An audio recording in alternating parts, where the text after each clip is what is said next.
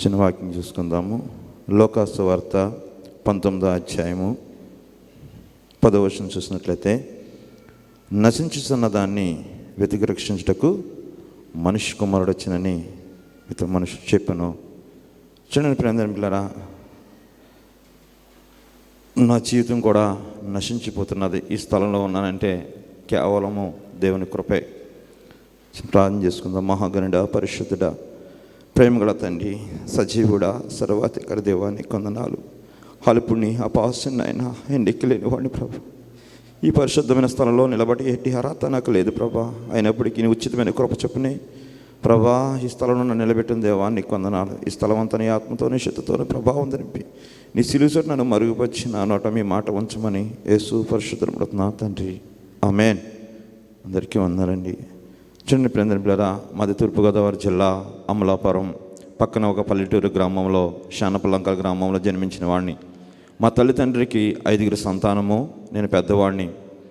అయితే మా తల్లిదండ్రులు కానీ మా తాతయ్యలు కానీ నన్ను బాగా చదివించాలి అని చాలా ఆశలు పెట్టుకుంటూ ఉండేవారు. అయితే నేను స్కూల్కి వెళ్తూ స్కూల్కి వెళ్ళి మానేస్తూ అల్లరి చిల్లరగా ఉండేవాడిని. స్కూల్కి వెళ్ళడం తక్కువ, నేను బయట వ్యర్థంగా తిరగటం ఎక్కువ, అల్లరి చిల్లరగా ఉండటం బట్టి వీడికి ఏదో ఒక భవిష్యత్తులో ఒక ఉన్నతమైన స్థానంలో పెట్టాలని మా తల్లిదండ్రులు కానీ మా తాతయ్యలను ఆశించి నన్ను ఇంక ఎలాగా స్కూల్కి వెళ్ళలేదు కదని నేను కొద్దిగానే చదువుకున్నాను. స్కూల్కి ఎగ్గొట్టేస్తున్నప్పుడు మోటార్ మెకానిక్ అని చాలా పనుల్లో పెట్టారు. ఎక్కడికి వెళ్ళినా సగం నేర్చుకుంటాం, మానేయటము అలా ఉండేది. అయితే మా మామయ్య వాళ్ళు వీడికి ఎక్కడుంటే ఏ పని నేర్చుకోడు అన్నప్పటికీ వైజాగ్ ప్రాంతముకు నేను అంతకుముందు ఏం జరిగిందంటే, అలాగ అలచలగా ఉన్నప్పుడు చాలాసార్లు ఒకసారి చింత చెట్టు మించి పడిపోయాను, ఒకసారి కొబ్బరి చెట్టు మించి పడిపోవడం జరిగింది, ఒకసారి బూరి చెట్టుకి దూదికెళ్ళి వస్తుంటే అక్కడి నుంచి పడిపోవడం జరిగింది. చాలా భయంకరంగా ఒకరోజు కోమలోకి వెళ్ళిపోయాను. ఈ రోజు ఇలాగ నిలబడ్డానంటే దేవుని యొక్క ఉచితమైన కృపే. అయితే నాకు అప్పుడు నా బాల్యకాలంలో నాకు ఏమనిపించలేదు. అయితే ప్రేమ పిల్లరా, ఒకసారి ధనిరోత కింద వచ్చి నా నోటంట నొగర్ల కింద వచ్చి చనిపోతానన్న టైంలో కూడా మా బాబాయ్ అరగంటలో ఇంజక్షన్ చేయాలి అబ్బాయికి అన్నప్పుడు అమలాపురం వెళ్ళి సైకిల్ మీద తెచ్చి ఇంజక్షన్ చేయించడం కూడా జరిగింది. అలా దేవుడు ఎన్నో విషయాల్లో కాపాడుతూ ఉన్నాడు. ఇంకా నా జీవితం లాగా ఉంటుందని వైజాగ్ ప్రాంతానికి పకోళ్ళు బళ్ళు మిఠాయి కొట్టు మీదకి పంపారు. ఆడికి వెళ్ళిన తర్వాత నేను ఆ వర్క్ అంతా నేర్చుకుంటాము. ఆ వర్క్ నేర్చుకున్న తర్వాత అలా జీవిస్తూ ఉండేవాడిని. బాగానే ఉంది. నేను కళాయి మాస్టర్గా అయ్యాను. ఆ వర్క్ అంతా వచ్చింది. అయితే నేను మధ్యాహ్నం 3 నుంచి రాత్రి 9 దాకా నిలబడి ఉండాలి కాబట్టి ఆ వర్క్ సరికి వేస్తున్నప్పుడు నాకు భయంకరంగా నడుంపోటు వస్తూ ఉండేది. ఎందుకంటే నేను బాల్యకాలంలో పడిపోయాను కాబట్టి నా బలమైన ఆ నడునికి దెబ్బలు తగిలినాయి కాబట్టి నేను నిలబడలేకపోతూ ఉండేవాడిని. అయితే చాలామందిని అలా చేస్తూ ఉండేవారు. ఇప్పుడే వీడికి వివాహం కాలేదు, వివాహం కాకుండా నేను నడునొప్పి అంటున్నాడు, రేపొద్దున వివాహాన్ని కూడా పెళ్లికి చేయటం కూడా పనికిరాడు అన్నట్లుగా మాట్లాడినప్పుడు నాకు చాలా బాధేస్తూ ఉండేది. ఒకరోజైతే నాకు అనుకోకుండా బలహీనత వచ్చి ఈ ఆంతులు వీరోష్ణాల కింద అయిపోయి చాలా లేఖలేని స్థితిలో ఉన్నాను. అసలు నేను నా పని నేను చేసుకోలేకపోతున్నాను. అయితే నేను లేఖలేని స్థితిలో ఉన్నప్పుడు వాళ్ళు నాకు డాక్టర్ దగ్గర చూపించి వైద్యం చేస్తూ అనేక ఇస్తూ ఉండేవారు. దూసులు కట్టని కాయలు కట్టిస్తూ తింటూ ఉండేవాడిని. తిన్నా కానీ నాకు చాలా బలహీనతగా ఉన్నప్పుడు ప్రేమ పిల్లరా, అప్పుడు నాకు ఈ నడుము పొట్టు తగ్గట్లేదు అన్నప్పుడు వారు ఏమనుకున్నారంటే, ఈ కుర్రోడికి ఇలాగంతా బలహీనత ఉంది కదా, వాళ్ళ తల్లిదండ్రులకి కౌరం పంపించేద్దాము, కొద్ది బలహీనత తగ్గినాక మనం ఏమైనా జరిగితే మనల్ని పట్టుకుంటారని ఆ వానరాళ్ళు అనుకున్నప్పుడు నాకు చాలా ఏడ్చుకుంటూ ఉన్నాను. ఏడ్చుకుంటూ ఉంటే చిన్నతనంలో మా ఇంటి పక్కనే చర్చి ఉండేది. క్రిస్మస్లకి గట్రా వెళ్తూ ఉండేవాడిని, వచ్చేస్తూ ఉండేవాడిని. కానీ మేమైతే దేవుడిని ఎరగలేని కుటుంబంలో పుట్టాను. అయితే ప్రేమ పిల్లరా, అయితే నాకు యేసు ప్రభు నిజమైన దేవుడని నాకు మనసు కలిగి ప్రభువుని నమ్ముకుంటే దేవుడు కార్యం చేస్తాడంట, నిజమైన దేవుడని చాలాసార్లు నేను విన్నాను కదా. అయితే నేనని అప్పుడు యేసు ప్రభుని అడిగాను అన్నమాట, ప్రభా ఈ బలహీనత నాకు తీసేస్తే నీ సన్నిధిలో సాక్షిగా ఉంటాను ప్రభా అని నేను నాకు వచ్చి రాన చిన్న ప్రార్థన చేసుకోవడం జరిగింది. తెల్లారిపాటికి నా బలహీనత దేవుడు తీసేయటం జరిగింది. అయితే నేను నా వయసు పెరుగుతూ ఉంది. నా యవ్వనకాల జీవితం అంతా భయంకరంగా బీచీలకి సినిమాలకి వ్యర్థమైన దృశ్యాలు చూడటము, నా జీవితం పాడైపోతూ ఉండేది. నేను యేసు ప్రభువుని నమ్ముకున్నాను అన్న ఒక మనసు అయితే ఉండేది, కానీ నా జీవితం భయంకరంగా పాడైపోతూ ఉండేది. మా నాన్నగారు భయంకరంగా తాగుతూ కోడి పందాలు పేకాట ఆడుతూ ఉండేవాడు. అయితే మా నాన్నగారు ఏం చేస్తాడంటే పసిగిరిలో అవటం వల్ల ఆయన అప్పులైపోయి నా దగ్గరికి వచ్చి కొన్ని డబ్బులు ఇమ్మంటే నేను ఇవ్వను, నేను ఇక్కడే ఉంటాను, ఇక్కడే నేను స్టాండ్ అవుతాను అన్నప్పుడు కాదని నా మీద పోట్లాడి మా నాన్నగారు నన్ను తీసుకొచ్చేయడం జరిగింది. తీసుకొచ్చేసిన తర్వాత అంతకుముందు నేను అక్కడ వచ్చేసిన తర్వాత మా నాన్నగారు కోళ్ళు పారం కడుకుంటే అక్కడికి వెళ్ళినప్పుడు ప్రేమ పిల్లరా, అక్కడ మేము 5 సంతానం కాబట్టి మా చెల్లి నేను పెద్దవారు ఉండేవాళ్ళము. మా చెల్లి ఏమో గుడ్లు ఏరుతూ ఉండేది, నేనేం కోళ్ళకి మేత కోళ్ళ పిల్లలు మేపుతూ ఉండేవాడిని. నూజివీడు ఆ ప్రాంతంలో మేము వెళ్ళినప్పుడు ప్రేమ పిల్లరా, అయితే ఒకరోజు అనుకోకుండా మా చెల్లి గుడ్లు ఏరుతుంటే ఆ గుడ్లు జారి పడిపోయినాయంట. పడిపోతే అలా 2 సార్లు 2-3 పర్యాలు జరిగినప్పుడు ఆ ఓనర్ గారు వచ్చి మా నాన్నగారికి చెప్పినప్పుడు, అయితే మా నాన్నగారు బాగా డ్రింక్స్ చేసి తాగి ఉంటే అమ్మాయి ఎందుకు చేసావు అని అమ్మాయి మా చెల్లాయిని అడిగినప్పుడు నేను చేయలేదు అన్నప్పుడు, నువ్వు అబద్ధం ఆడుతున్నావు, ఆయన చెప్పారు కదా, ఆయన చెప్పినప్పుడు బావుగారు చెప్పారు కదా అన్నప్పుడు, కాదు నేను చేయలేదు అన్నప్పుడు అంతే మా నాన్నగారు అక్కడ కోపంతో కర్ర తీసుకొట్టాడు మన చెల్లిని. నేను చచ్చిపోతాను అని చెప్పింది. నువ్వు సత్తే సావు అన్నట్లుగా మా నాన్న కోపంతో అన్నప్పుడు మా చెల్లి ఎక్కువ ఆ ఓనర్ గారు ముసలివారు పెద్ద వయసు వారు వాళ్ళ ఇంటికి వెళ్తూ ఉండేది ఎక్కువ. అయితే అదేవిధంగా కోపంతో వెళ్ళిపోతుంది, ఫోన్లే అక్కడ ఉంటుందా మంచి కానీ అని ఇక్కడి నుంచి కొంచెం దూరమే, పెద్ద గేట్ అంత దూరం ఉంటుంది. అది ప్రేమ పిల్లల వాళ్ళ ఇంటికి వెళ్ళినప్పుడు మేము క్షేమంగానే ఉంది అనుకున్న తర్వాత కోళ్ళ పరాలకి మందు కొడతారన్నమాట పురుగు చచ్చిపోవడానికి.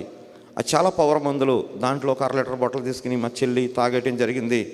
తాగేసిన తర్వాత ప్రేమ పిల్లరా, అక్కడ అర్జెంట్రావు మీ అమ్మాయి మందు తాగేసింది అని కొంతమంది చెప్పినప్పుడు మేము చాలా ఫాస్ట్గా వెళ్ళి చూసినప్పటికీ అప్పటికే తాగేసి కోమంలోకి వెళ్ళిపోతుండడానికి మైకుని తప్పిపోతుంది.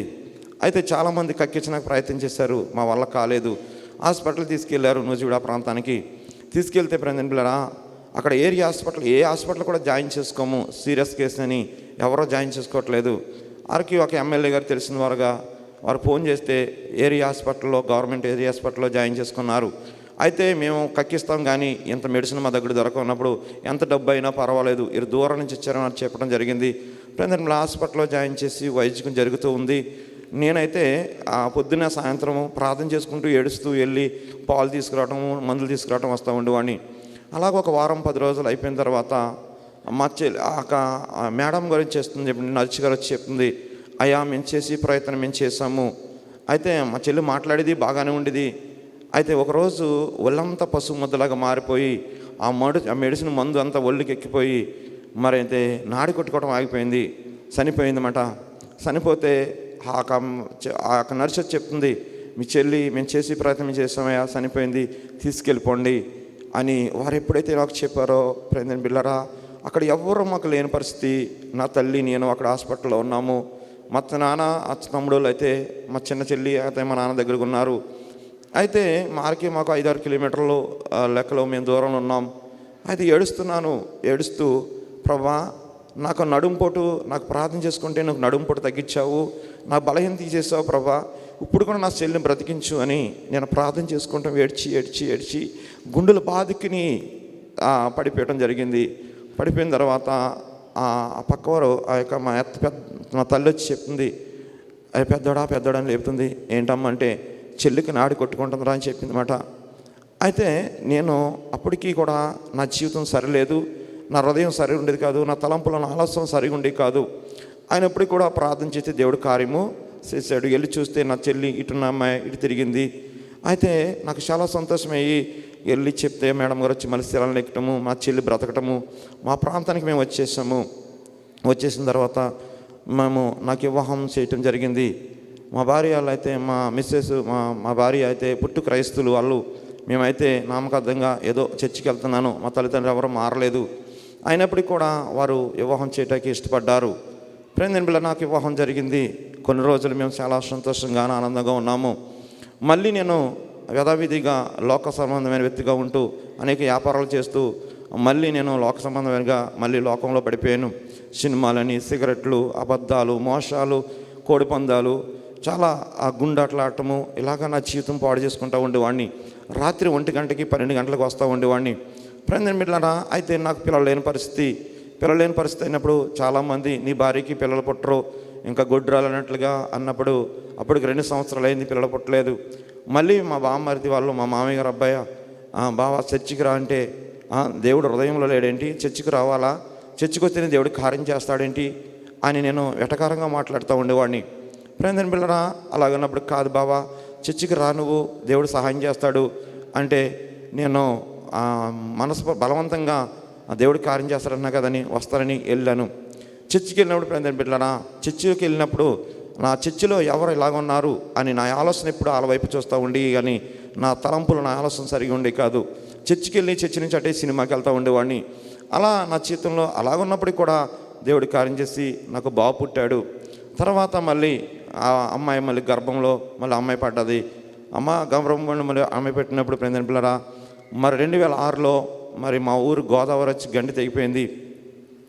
తర్వాత మా ఊరి నుంచి నేను అండమాను, మాకు గోదావరి గండి తెగిపోతే అలా అమ్మగారు వచ్చి నా భార్యని తీసుకెళ్ళిపోవడం జరిగింది 8 నెలల గర్భిణీతో ఉన్నప్పుడు. మరైతే నేనైతే అండమాన్ వెళ్ళాను, అక్కడ కూడా చర్చికి వెళ్ళాను, బైబిల్ ఇచ్చారు. నేను మంచిగా మారదాము, మంచిగా ఉందాము అనుకునేవాడిని, కానీ నా జీవితంలో మాత్రము, నా తలంపుల్లో, నా ఆలోచనలో ఎప్పుడు జయం ఉండేది కాదు. ఎప్పుడు పాప సంబంధమైన జీవితంలో జీవిస్తూ ఉండేవాడిని. నీతిగా ఉండాలనుకునేవాడిని కానీ ఉండగలేకపోయేవాడిని. ఫ్రెండ్ పిల్లరా, మళ్ళీ అక్కడి నుంచి నేను పాప పుట్టిందని తెలిసిన తర్వాత మళ్ళీ నేను మా ఊరు వచ్చేయటము, తర్వాత నా భార్యని తీసుకురావటము, మాకు ఇప్పుడు గొడవలు, కొట్టుకోవటము, తిట్టుకోవటము, లాగుంటాము. అయితే నా భార్యని కొడతాము, పుట్టింటికి వెళ్ళిపోవటం లాంటిది. అయితే ఫ్రెండ్ పిల్లల, సమాధానం లేని జీవితం, సంతోషం లేని జీవితము. అప్పుడు సహోదరులు కొంతమంది వచ్చి, నేను ధాన్యం పట్టుబడికి వెళ్తుండగా ఈ యొక్క సువార్త చెప్పారన్నమాట. మండవేలు నుంచి, కైకులు అనగా లక్ష్మీపురం జిల్లా నుంచి, కృష్ణా జిల్లా నుంచి పాస్టర్ గారు వచ్చారు. బెదరు నువ్వు రావాలి మనవడని, ఒక తాతయ్య గారు అవుతాడైనా పెద్ద ఆయన అడిగాడు. నేను అన్నాను, పలానా చర్చికి వెళ్ళి వాళ్ళం కదా, పలానా పేరుడు పెద్దయ్య గారు పెద్ద చర్చికి వెళ్ళి వాళ్ళం కదా, అక్కడికి వెళ్తే బోళ్ళు వేల మంది వస్తున్నారు కదా, మన అక్కడికి వెళ్తానికి ఎక్కడికి ఎందుకు కదా తాతయ్య అంటే, కాదు, మారు మనసు పొందాలి, దేవుడు మాట్లాడతాడు. అయితే నేను చర్చికి వెళ్తూ ఉండేవాడిని కదా, మరి చర్చికి వెళ్తే బాప్తీసం తీసుకుని చర్చికి వెళ్ళినప్పుడు, మరి నేను బల్లారాధన కార్యక్రమంకి వెళ్ళినప్పుడు పొగొక బొండ చెట్టు మూలో పెట్టి నేను వెళ్ళి బల్లారాధన తీసుకుని మళ్ళీ చుట్టకాల్చేవాడిని. మీ మామ అయితే సీరియల్ బాగా చూస్తూ ఉండేది. మా కుటుంబంలో సమాధానం ఉండేది కాదు. మేము మండవేలు మారు మనసు పొందిన తర్వాత మా కుటుంబంలో సమాధానం వచ్చింది. మనోడా రా అన్నప్పుడు, అయితే వస్తానని ఒకరోజు అక్కడికి వెళ్ళటం జరిగింది.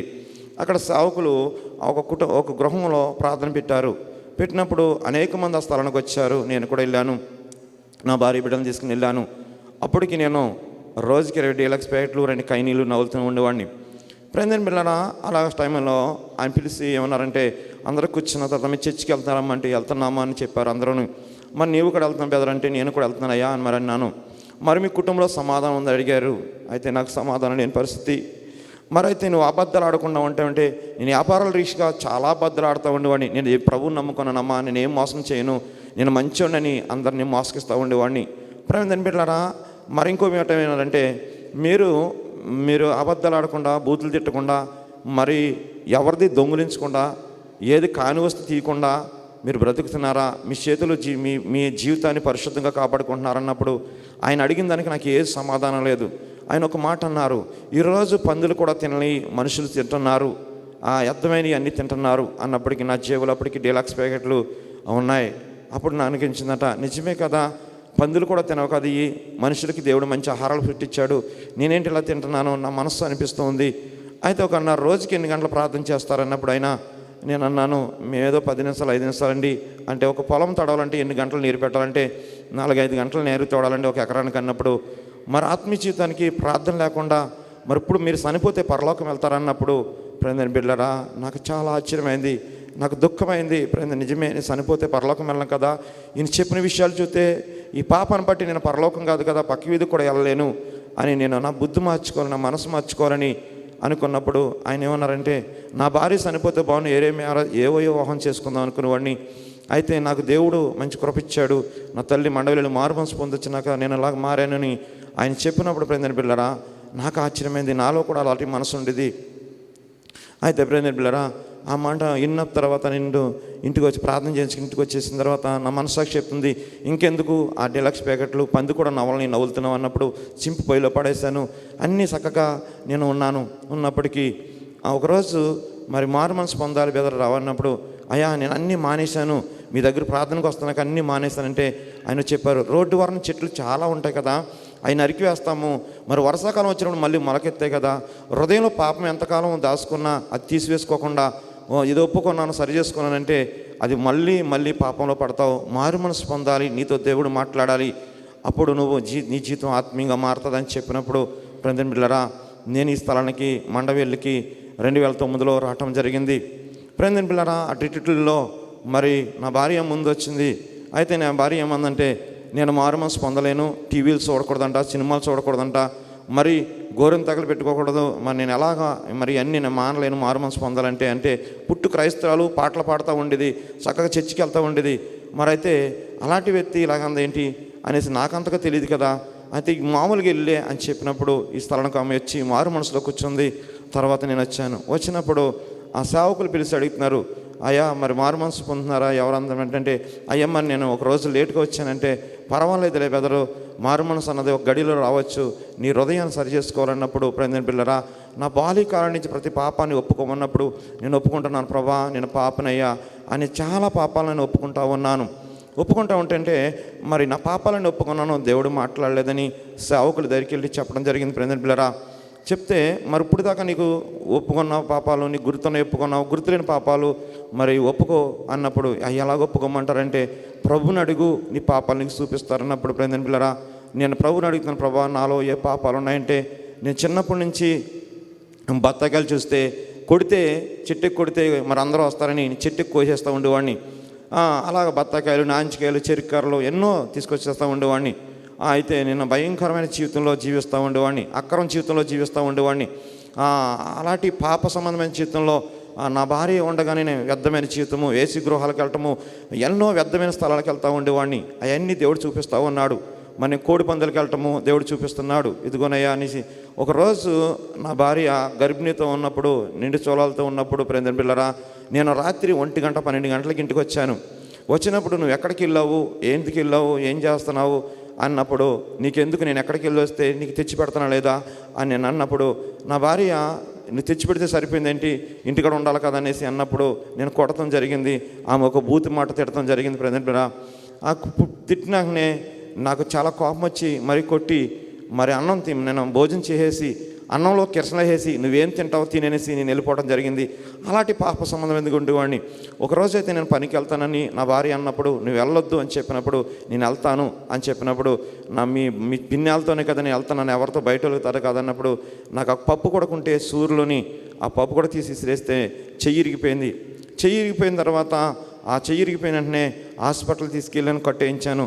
మళ్ళీ వచ్చి ఏం చెప్తున్నానంటే, మీ అమ్మ మీ నాన్నకి చెప్పావంటే ఇంకో 2వ చెయ్యి ఇరిగిపోద్ది అని చెప్పినప్పుడు, ప్రతి ఆ పాప నాకు దేవుడు చూపిస్తూ ఉన్నాడు. ఇదిగోనయ్యా నీ భార్యని ఇలా కొట్టావు, నువ్వు ఇలా చేసావు కదని నా ప్రతి పాపాన్ని దేవుడు చూపిస్తున్నప్పుడు నేను ఏడుస్తున్నాను. ప్రభా నన్ను క్షమించయ్యా, నేను ఘోరమైన పాపనయ్యా అని ఏడుస్తూ ఉన్నాను.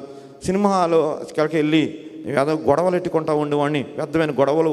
ఎవరితోనైతే నేను ఎవరైనా నన్ను మాట అంటే ఊరుకునేవాడిని కాదు. చిన్న బాల్యకాలం నుంచి కూడా వాళ్ళ కక్ష పెట్టుకుని వాళ్ళని కొట్టి ఊరుకునే దాకా కూడా, వాళ్ళని ఎలాగోలని కొట్టేదాకా కూడా నేను పగ సలార్చుకునేవాడిని కాదు.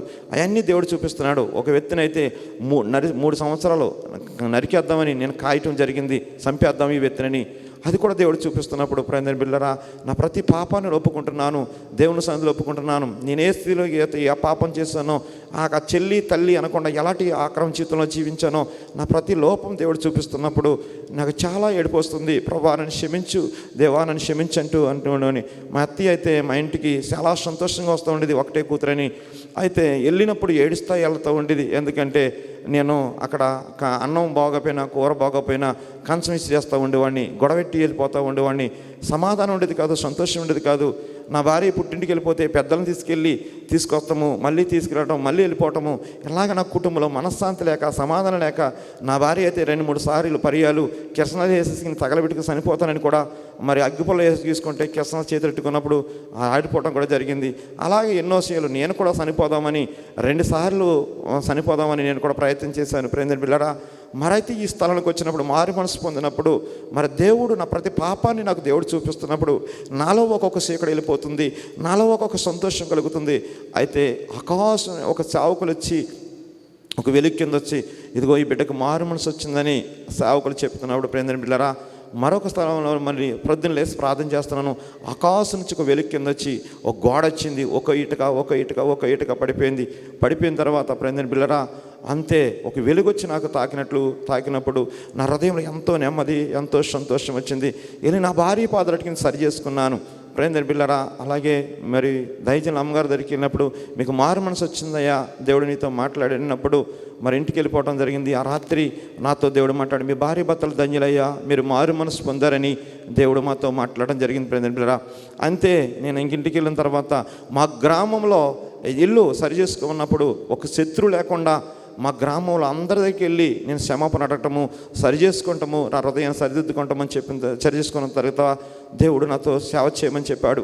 ప్రభా నేను సేవ చేయలేను, నేను అంత పెద్దగా చదువుకోలేదు, నాకు సేవ చేయటం నాకు రాదు, నేను రాలేను ప్రభా అన్నప్పుడు దేవుడు ఎన్నో పర్యాలు నాతో దేవుడు మాట్లాడటం జరిగింది.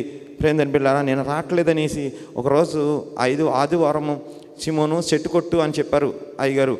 అది చెప్పినప్పుడు నేను చెట్టు కొడతా ఉన్నాను. పవర్ లైన్ వెళ్ళింది కరెంటు. ఆ చెట్టుకి ఆకులు నరుకుతా ఉన్నాను. 3వ ఆకు ఉండిపోయింది. ఆ ఆకు నరికినప్పుడు ఆ ఆకు వెళ్ళి పవర్ లైన్ మీద పడిపోయి నేను ఎక్కి మోకులో పడిపోతే నేను పట్టుకున్నప్పుడు కరెంట్ షాక్ నన్ను కొట్టేసింది. నేను అక్కడే బిగిసిపోయాను, నాకేమీ తెలియదు. అయితే కేకలాడతాం ఒక 2 ఫస్ట్ తెలుసు, తర్వాత ఏం జరిగిందో తెలియదు. ప్రేమ బిళ్ళారు అందరూ చనిపోయాడానికి అందరూ కేకలాడుతుంటే మరి కొబ్బరివాకి ఎలా విడిచిపెట్టిందో తెలియదు. మరి నేను సజీవుగా దిగిరటకు దేవుడు సహాయం చేశాడు. మరి అందరూ అన్నారు నువ్వు సేవకి వెళ్ళలేదు కదా, అందుకే నీకు ఇలా జరిగింది అన్నప్పుడు నేను సేవకు వచ్చేస్తాను ప్రభా అని నేను అనుకున్నప్పుడు ప్రేమ బిళ్ళారా మళ్ళీ రాకపోయినప్పుడు వైజాగ్ అరకులోయ ఆ ప్రాంతాల్లో మీటింగ్ పెడుతుంటే అక్కడ మీటింగ్కి వెళ్ళినప్పుడు రాజాగారు మీటింగ్ పెట్టినప్పుడు అక్కడికి వెళ్ళినప్పుడు ప్రేమ బిళ్ళారా అక్కడ వాటర్ ఫాల్స్ వస్తుంటే అక్కడ వాటర్లో అనేక మంది స్నానం చేస్తున్నారు. నేను కూడా స్నానం చేయడానికి వెళ్ళాను. వెళ్తే వాళ్ళ ఒక వ్యక్తి కుర్రాడు మునిగిపోతున్నాడు. ఒక పెద్ద అతను వెళ్ళి అతను రక్షించడానికి వెళ్ళాడు. వాళ్ళిద్దరూ ములుగుతున్నారని నేను కూడా వెళ్ళి వాళ్ళ రక్షించడానికి వెళ్ళినప్పుడు నన్ను కూడా వాళ్ళు ముంచేయడం జరిగింది. నేను చనిపోతున్నాను నాకు ఎందుకంటే వాళ్ళలో వెనక ఎత్తి పట్టేసుకోవటం బట్టి నాకు ఆ ఊపిరి చలపక నేను కూడా చనిపోతున్నానంటూ అలా మునిగిపోవటం జరిగింది. మునిగిపోయిన తర్వాత ప్రేమ బిళ్ళారా నాకేమీ తెలియకుండానే అలా మునిగిపోయిన తర్వాత మళ్ళీ పైకి వచ్చినప్పుడు ఇప్పటికీ నాకు అర్థం కాదు, నాకు ఎక్కడ లేని బలం వచ్చింది. పైన వారికి సేద అందించాను. వచ్చినప్పుడు ప్రేమ బిళ్ళారా నన్ను లాగటం జరిగింది వారు. అయితే నేను అప్పుడు వచ్చి ప్రార్థన చేసుకుంటుంటే ఒక కొండశిల మమ్మల్ని చుట్టు వేసినట్లు ఒక దేవదూత వచ్చి లేపి గట్టి మీద పడవేసినట్లు దేవుడు చూపించినప్పుడు ప్రేమ బిళ్ళారా అప్పుడు నాకు అప్పుడు అనిపించింది అన్నమాట, ప్రభా నేను బ్రతికితే నీ సేవ చేస్తాను, చనిపోతే నీ సేవలో చనిపోతానని. ప్రేమ బిళ్ళారా అసమాధానాన్ని జీవితాన్ని సమాధానం ఇచ్చావు ప్రభా, సంతోషాన్ని ఇచ్చావు. నీ సేవ చేయలేకపోతున్నాను ప్రభా అనేసి నేను మరి నిబంధన చేసుకుని ఇక్కడ తరిపిది రావటము. దైవజనుల అమ్మగారు ఒక తల్లి వల్లే తండ్రి వల్లే నన్ను ఆదరించి మరి ఇక్కడ తరిపిది పొందినాక నాగల్లంక ప్రాంతానికి సేవా పరిచర్యకి వేశారు. మరి నేను నా కుటుంబము ఈరోజు సజీవులుగా ఉంటూ మరి ఆయనకు సేవలో వరిదలటానికి మరి మేము మా కుటుంబము నమ్మకస్తుగా సహవాసానికి దేవునికి నమ్మకస్తుగా ఉండేలాగా నా కొరకు నా కుటుంబం కొరకు ప్రార్థన చేస్తారని ఇచ్చిన సాక్ష్యం దేవుడు దీవించను గాక. ఆమేన్. మంచిది. లోకం నుండి అపవిత్రత నుండి సహోదరుని దేవుడు విడిపించి ఆయన పని కొరకు సిద్ధపరిచిన విధానము ఉన్నతమైంది. మనము కూడా దేవునికి లోబడినట్లయితే ఆయన మన జీవితాల్లో గొప్ప కార్యాలు చేస్తాడు. ప్రార్థన చేసుకుందాం. ప్రతి ఒక్కరూ కళ్ళు మూసుకొని దేవుని సన్నిధిలో చిన్న ప్రార్థన చేసుకుందాం. ప్రభువా అయ్యా మీరే మా జీవితాల్లో గొప్ప కార్యాలు చేయను ఆయన. నీ కృపలో మమ్మల్ని విమోచించండి అయ్యా. నీ ఆశీర్వాదానికి వారసులుగా మమ్మల్ని చేయను ఆయన. నీ దీవెనకు పాత్రులుగా మమ్మల్ని సిద్ధపరచండి అని ప్రార్థన చేసుకుందాం.